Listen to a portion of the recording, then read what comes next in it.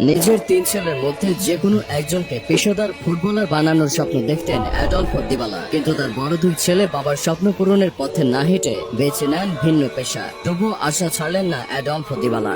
নিজের স্বপ্ন পূরণে বেছে নেন তৃতীয় সন্তানকে। কনিষ্ঠতম সন্তানের নাম রাখলেন পাওলো অ্যাডলফো দিবালা। ছোট্ট পাওলো ছিলেন বাবার একান্ত বাধ্যগত সন্তান। সেই সাথে ফুটবলের প্রতিও ছিল তার তীব্র ভালোবাসা। ফুটবল ছিল তার কাছে মতো। স্বাভাবিকভাবেই দিবালার বাবার দুয়ে দুয়ে চারের অঙ্কটা যেন মিলে গিয়েছিল। অ্যাডলফো দিবালা বিত্তশালী কোনো মানুষ ছিলেন না, কিন্তু ছোট ছেলেকে ফুটবলার বানানোর জন্য তিনি উঠে পড়ে লেগেছিলেন। ট্রেনিং গ্রাউন্ড থেকে বাসার দূরত্ব বেশি হওয়ায় প্রতিদিন নিজের গাড়িতে করে ছেলেকে ট্রেনিং এ নিয়ে যেতেন। এজন্য প্রায় প্রতি মাসে গাড়ির জ্বালানি খরচ বাবদ তার বেতনের অর্ধেকটাই খরচ হয়ে যেত। পাওলো দিবালা বাবার স্বপ্নের কথা সবসময় মাথায় রাখতেন, কিন্তু নিয়তির কি নির্মম পরিহাস।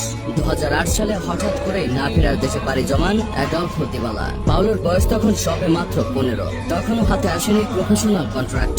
সিনিয়র লেভেলে প্রথম সিজনে আর্জেন্টাইন লিগে তুলকালাম কাণ্ড পাঠিয়ে দিয়েছিলেন পাওলো দিবালা। সর্বকনিষ্ঠ গোলদাতা